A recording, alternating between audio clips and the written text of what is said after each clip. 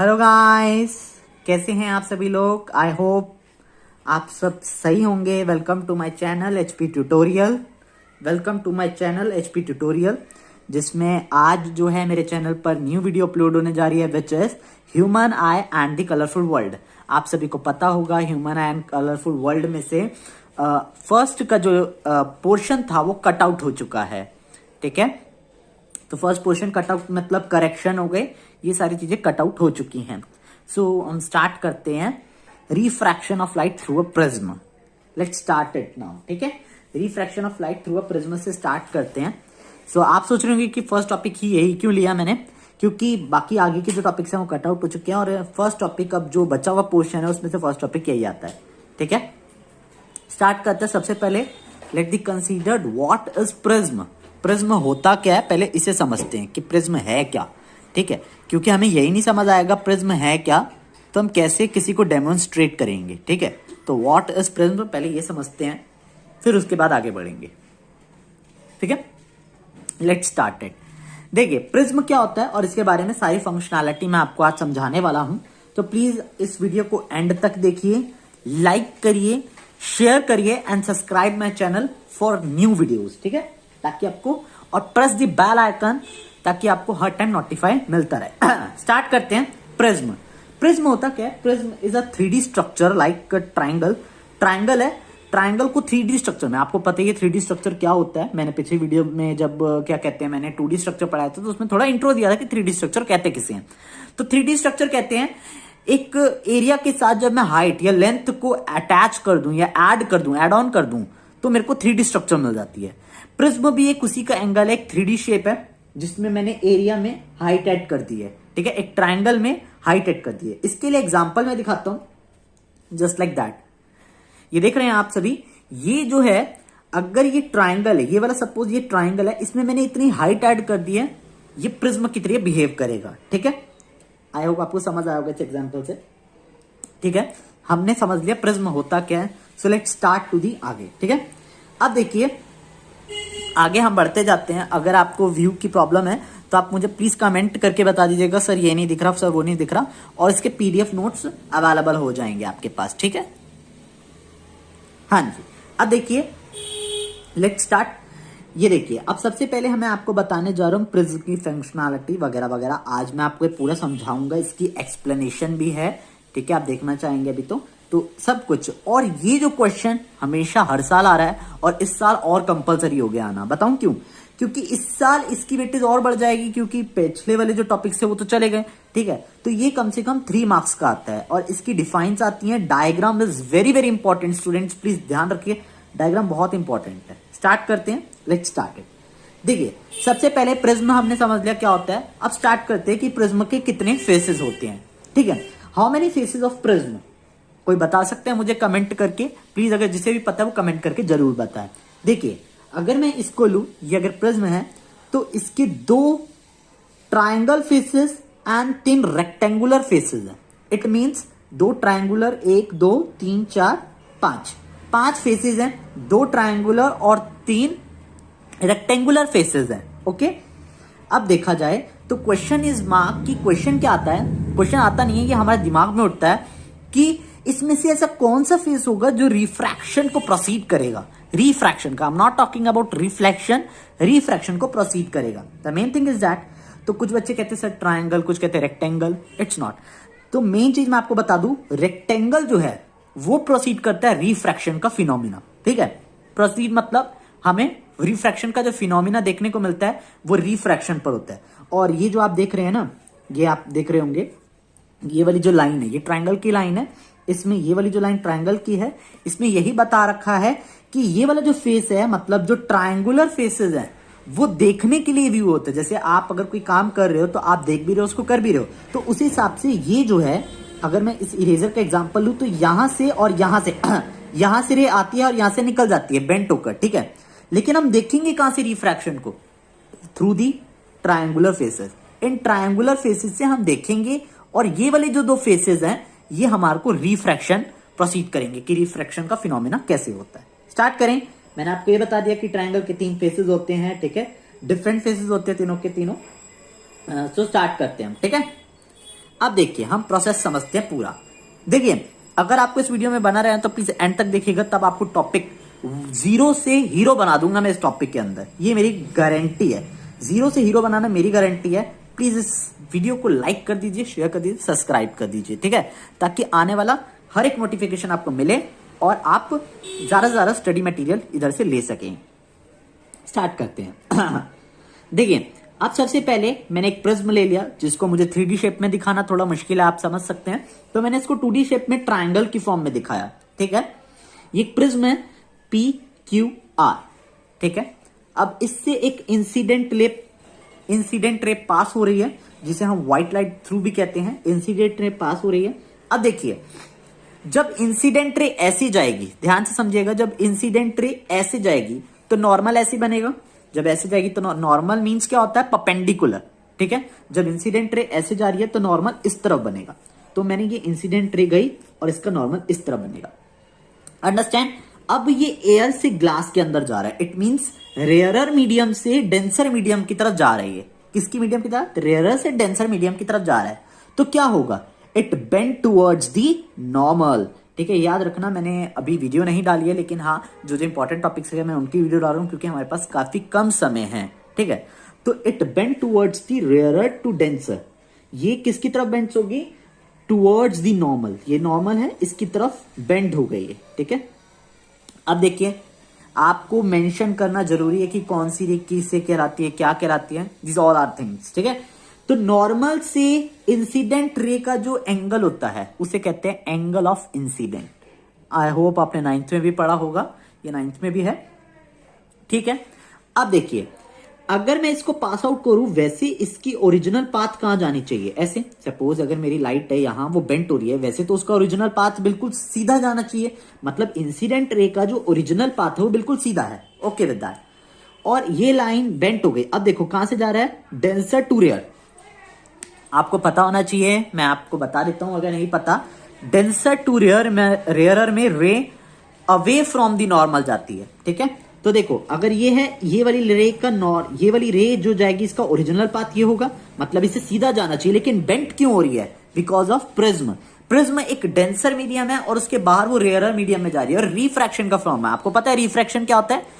अगर मैं ओवरव्यू दूं रिफ्रैक्शन का, तो ओवरव्यू अगर मैं दूं रिफ्रैक्शन का, तो मेन ये है कि रिफ्रैक्शन बेंडिंग ऑफ लाइट, मतलब जब आप एक मीडियम से दूसरे मीडियम में जा रहे हो तो लाइट का बेंड होना इज द रिफ्रैक्शन, ओके, ठीक है। अब ये लाइट यहां गई और यहां से क्रॉस आउट हो गई, मतलब अवे फ्रॉम द नॉर्मल। अगर ये आपकी लाइन है, ये इसका नॉर्मल बनेगा, ठीक है। ये नॉर्मल है, ये लाइन है आपकी, ये इसका नॉर्मल बनेगा, और नॉर्मल से अवे हो गई, अवे फ्रॉम द नॉर्मल। और जो एंगल बन रहा है इस रे को हम कहते हैं इमर्जेंट रे, जो इमर्ज हो गई, ठीक है। और नॉर्मल से इमर्जेंट रे का एंगल ऑफ इमर्जेंस क्या होता है? Angle of emergence. If there is any doubt so please comment करके बताइए, ठीक है, कोई प्रॉब्लम नहीं है, मैं जल्दी से जल्दी इसको आंसर देने की कोशिश करूंगा। अब हम बात करते हैं, डेंसर हो गया, रेयरर हो गया हमारा, ठीक है। ये वाली रे, आपको ये तो समझ आ गया कि ओरिजिनल पाथ है क्या, कि ये वाली रे को सीधा जाना चाहिए था, लेकिन वो बेंट हो गई टुवर्ड्स दी नॉर्मल। क्यों हुई? क्योंकि हम, आपको पता होगा कि अगर कोई रे रेयरर से डेंसर मीडियम में जाती है तो टुवर्ड्स दी, ये लिख भी सकते हैं आप, कॉपी पेन लीजिए और लिख भी लिए, ताकि आपको इंपॉर्टेंट पॉइंट्स याद रहें, ठीक है। पहला तो ये लिखिए कि जब कोई रे रेयरर से डेंसर मीडियम में जाती है तो बेंट टुवर्ड्स दी नॉर्मल, मतलब नॉर्मल की तरफ बेंट हो जाती है वो, ठीक है। जब डेंसर से रेयरर में जाती है तो अवे फ्रॉम दी नॉर्मल, और नॉर्मल क्या होता है? परपेंडिकुलर ड्रॉन फ्रॉम दी वे। अब मेन चीज आपसे पढ़ते हैं, ये जो एंगल बन रहा है, अब मैं आपको बताता हूं, ये ठीक है। ये देखिए, ये जो ट्रायंगल है, ये जो एंगल बनाता है, इसे कहते हैं angle of prism, okay with that, इसे कहते हैं एंगल ऑफ प्रिज्म। अब एंगल ऑफ प्रिज्म होता क्या है? एंगल ऑफ प्रिज्म होता है the angle between the refractive surfaces, ठीक है, जिसे इंक्लाइंड फोर्सेस भी कहते हैं हम। ये जो है इंक्लाइंड फोर्सेस, क्योंकि इंसिडेंट रे और इन्हें इंक्लाइंड फोर्सेस कहते हैं। ये देखिए, ये वाला पार्ट जो हो गया, ये रिफ्रैक्टिव सरफेस का पार्ट हो गया, ये वाला रिफ्रैक्टिव सरफेस का पार्ट हो गया, क्योंकि यहां तो रेक्टेंगल आएगा, यहां भी रेक्टेंगल आएगा, ठीक है। आप इसके थ्रू समझ सकते हैं, मैं यहां साथ में रख रहा हूं। और ये जो एंगल है इसे कहेंगे एंगल ऑफ प्रिज्म, ठीक है। आई होप आपको समझ आ गया होगा, ये डायग्राम अच्छे से समझ आ गया, इसकी पोजीशन। अब देखिए, इसमें 1 मार्क में आता है what is angle of prism. I hope आप लिख सकेंगे ये, ठीक है। और मैं आपको वो भी दिखा दूं कि एंगल ऑफ प्रिज्म की डिफाइन अगर नजर आ रही है तो, ठीक है। एंगल ऑफ प्रिज्म होता है the angle between the inclined forces of the prism, ठीक है। इंक्लाइंड फोर्सेज के बीच में जो एरिया होता है हम उसे एंगल ऑफ प्रिज्म कहते हैं। आई होप आपको समझ आ गया, ठीक है। हाँ, आगे देखते हैं। अब जो स्टूडेंट कहते हैं कि sir what is angle of deviation, what ever, हमें समझ नहीं आ रहा है एंगल ऑफ डेविएशन किसे कहते हैं, क्योंकि सबसे ज्यादा कॉम्प्लिकेटेड टॉपिक या सबसे ज्यादा कॉम्प्लिकेटेड नोटेड डाउन जो है एंगल ऑफ डेविएशन है। सर इसको समझा दीजिए, ये समझ नहीं आता। चलिए इसे पढ़ते हैं हम फटाफट से, एंगल ऑफ डेविएशन भी कंप्लीट करते हैं। आपको ये समझ आ गया एंगल ऑफ प्रिज्म किसे कहते हैं? दो रिफ्रैक्टिव सर्फेसेस। अब आपको पता है मैंने अभी क्या बताया, प्रिज्म के फेसेस होते हैं, प्रिज्म के फेसेस में रिफ्रैक्टिव सर्फेसेस रेक्टेंगुलर सर्फेसेस होते हैं। दो रिफ्रैक्टिव सर्फेसेस के बीच का जो एंगल होता है उसे एंगल ऑफ प्रिज्म कहते हैं, जिसे कैपिटल ए से डिनोट करा जाता है, ठीक है। आई होप आपको समझ आ गया। और अगर ये नहीं बताइए तो पता ही होगा कि रिफ्रैक्शन हो रहा है कि नॉर्मल से इसके बीच का angle R, angle of emergence, angle incident ray, ठीक है। अब हम बात करते हैं एंगल डी क्या है, जिसे हम एंगल ऑफ डेविएशन कहते हैं। ध्यान से समझिए, ये रे किस तरफ जा रही थी, जो हमारी रे आ रही थी प्रिज्म के बाहर से, ये रे किस तरफ जाना चाहती है। अगर इसके कोई चीज बाहर ना होती तो ये रे सीधा जाती, अगर प्रिज्म ना होता बीच में। मतलब मेन जो सबसे बड़ा खेल खेला वो बीच में आने का प्रिज्म का था, कि जैसे ही इंसिडेंट रे प्रिज्म से टकराई, ये बेंट हुई, फिर वापस इमर्जेंट रे में चेंज हो गई, वैसे इस स्लाइस को सीधा जाना चाहिए था, इस इंसिडेंट रे को सीधा जाना चाहिए था, ठीक है। जिसका ओरिजिनल पाथ है, ओरिजिनल मतलब इसे जाना इस तरह चाहिए था, लेकिन प्रिज्म की वजह से ये डेविएट हो गई। किससे डेविएट हो गई? ये अपने ओरिजिनल पाथ से डेविएट हो गई। अब देखो इसका ओरिजिनल पाथ ये है, लेकिन ये अपने ओरिजिनल पाथ से डेविएट हो गई, तो ये जो है गलत काम हो गया भैया। ये तो एंगल ऑफ डेविएशन इसे ही कहते हैं। लेकिन अब थोड़ा सा और समझिए कि हम कैसे पता लगाएं कि एंगल कितना है, एंगल ऑफ डेविएशन कितना है।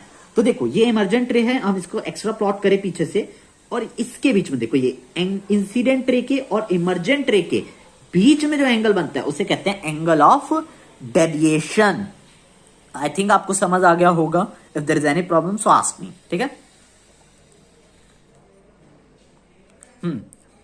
समझ आया आपको एंगल ऑफ डेविएशन किसे कहते हैं? एंगल ऑफ डेविएशन उसे कहते हैं ओरिजिनल पाथ से कितनी रे, ओरिजिनल पाथ से रे कितना बेंड हुई है, मतलब ये है ओरिजिनल पाथ कितना बेंड हुई है, वो इससे ये बताता है। ये ओरिजिनल पाथ है, ये इतना बेंड हुई है, तो ये हमारा एंगल ऑफ डेविएशन बताता है, ठीक है। एक बार इसकी हम डिफाइन पढ़ लेते हैं ताकि, और याद रखिएगा इट्स वेरी वेरी इंपॉर्टेंट,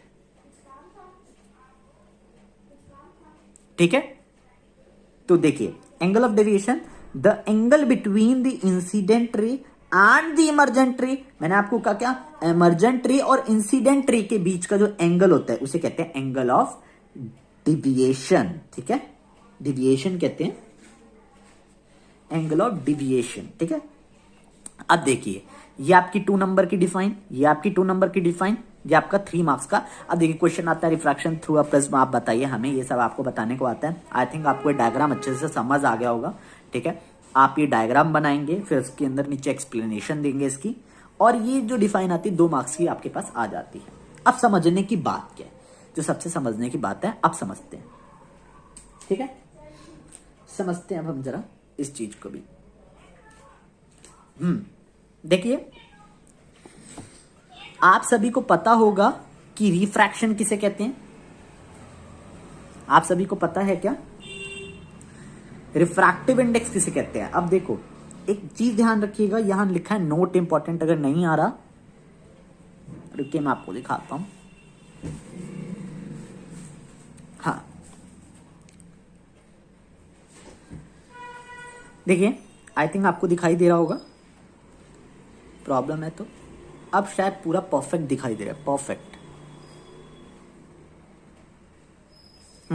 देखिए अब देखिए हमारे को नोट में इंपॉर्टेंट जो मार्क करा गया, सबसे इंपॉर्टेंट है ये, आपका एमसीक्यू में बन के आ सकता है, किसी भी फॉर्म में आ सकता है, तो प्लीज इसे ध्यान से समझिएगा, ठीक है।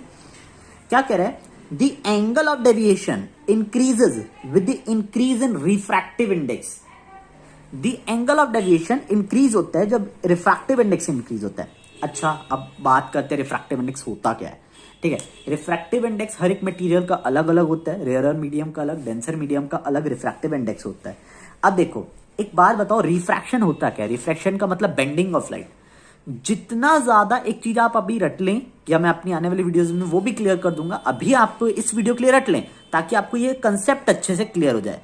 जितना ज्यादा किसी मीडियम का रिफ्रैक्टिव इंडेक्स होगा उतना ही ज्यादा रिफ्रैक्शन होगा। क्यों? क्योंकि जितना ज्यादा रिफ्रैक्टिव इंडेक्स होगा उतनी ही ज्यादा वो रे ऑफ लाइट बेंट होगी।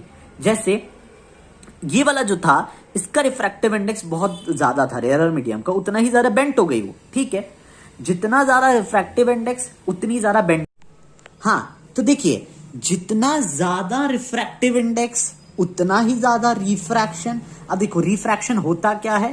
Refraction means bending of light. मतलब जितना ज्यादा रिफ्रैक्शन, जितना ज्यादा रिफ्रैक्टिव इंडेक्स, उतना ही ज्यादा रिफ्रैक्शन और उतनी ही ज्यादा बेंट होगी। अब जितनी ज्यादा रे बेंट होगी ओरिजिनल पाथ से, उतना ही ज्यादा एंगल बनेगा, और उतना ही ज्यादा एंगल बना, आपको तो पता ही है दोनों बीच का एंगल क्या होता है, angle of deviation. So that the angle of, बहुत इंपॉर्टेंट है sir, this is very very very very important कि आपको ये पता होना चाहिए कि रिफ्रैक्शन, इंसिडेंट रे, ये कॉमन सी चीजें हैं ना, इनका पता होना जरूरी है।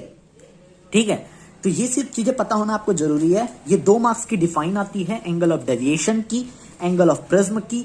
ये पूरा का पूरा 3 मार्क्स का आता है आपको एक्सप्लेनेशन के साथ। Let's explain this thing. ठीक है, अब एक्सप्लेन करते हैं और एक एक चीज समझाता चलता हूं। ठीक है, आपको बहुत क्लियरली समझ आ जाएगा, मेरी गारंटी है। देखिए, explanation, a glass prism PQR has been kept on its base QR। कह रहे कि ग्लास है, आई थिंक आपको डायग्राम नहीं नजर आ रहा, तो मैं आपको दिखा देता हूं। एक ग्लास है PQR जिसका बेस QR है। A ray of light AB is incident on the face PQ of the prism. ठीक है, यहां तक समझा दिया मैंने। अब डायग्राम में देखते हैं। डायग्राम आई थिंक आपको नजर आ रहा होगा।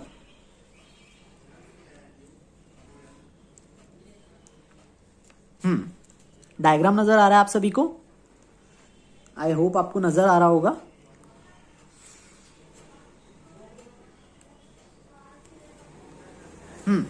देखिए, अब ये वाला जो एरिया है इसे कहते हैं हम कि ये वाला एरिया, ये रिफ्रैक्टिव फेस है, जो एंगल PQR एक प्रिज्म है जिसमें फेस PQ जो है एक रिफ्रैक्टिव इंडेक्स है। The incident ray AB is going from air, मतलब इंसिडेंट रे जो है एयर से ग्लास में जा रही है, रेयर से डेंसर मीडियम में जा रही है। ठीक है, so it bend towards the normal. सबसे मेन चीज मैं आपको बता रहा हूं, so it bends towards the normal, towards the normal. ठीक है, बेंड हो जाएगी towards the normal. B and dash, ठीक है, B एंड डैश ये आपका नॉर्मल है जिसकी तरफ से बेंट होगी, and goes along the direction BC inside the glass. ठीक है, अब किसकी तरफ जाएगी? BC की तरफ जाएगी ये। दस BC is reflected surface of light. BC एक रिफ्लेक्टेड सरफेस है लाइट का, मतलब ये रिफ्लेक्टेड सरफेस है, BC एक रिफ्लेक्टेड सरफेस है लाइट का, विच, ठीक है, विच इंसिडेंट ऑन दिस वे। ठीक है, ये आपको समझ आ गया, एक्सप्लेनेशन था सब कुछ की ये। देखो, एक्सप्लेनेशन में ज्यादा लिखने की जरूरत नहीं है, 3 मार्क्स का आता है, तो 1.5 इसके मार्क्स होते हैं डायग्राम के, बाकी आपके एक्सप्लेनेशन के होते हैं। एक्सप्लेनेशन में कुछ नहीं लिखना, इंसिडेंट रे एयर से डेंसर में जा रही है, रेयर से डेंसर में मीडियम में जा रही है, इसका मतलब कि वो बेंड्स टुवर्ड्स द नॉर्मल, बाहर निकलेगी, इसका मतलब डेंसर से रेयर में जाएगी, अवे फ्रॉम द नॉर्मल। ठीक है, एक एंगल बनेगा ओरिजिनल पाथ और इमर्जेंट रे के बीच में, which is the angle of deviation, और इंसिडेंट रे रिफ्लेक्टेड रे का एंगल बनेगा, एंगल ऑफ प्रिज्म मत भूलना करना। तो ये सारा आपका एक्सप्लेनेशन रहेगा।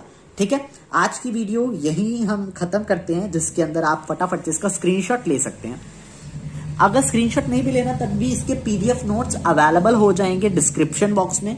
ठीक है, सो आई होप आपको ये एक्सप्लेनेशन अच्छा लगा होगा। रिफ्रैक्शन थ्रू अ प्रिज्म से आप 0 से हीरो बन गए। हाँ, मुझे एक चीज समझ आई है कि आपको अभी कॉमन चीजें अगर नहीं पता कुछ बच्चों को, जैसे refractive index, what is the meaning of refraction in detail. ठीक है, ये चीजें मैं नेक्स्ट वीडियो में टेंड करूंगा, समझाने की कोशिश करूंगा। ठीक है, और please like share and subscribe करना मत भूलिएगा मेरे चैनल को। ठीक है, और अगर आपको कोई क्वेरी है तो प्लीज आप एक्सेलेंस क्लासेस ज्वाइन करें, विच इज ऑफलाइन ट्यूटर है मेरा।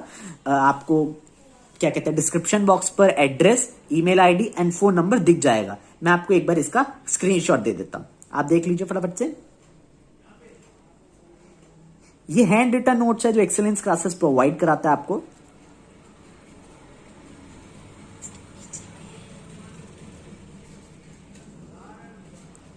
आप देख सकते हैं सारे नोट्स, आप इसका वो ले सकते हैं स्क्रीनशॉट।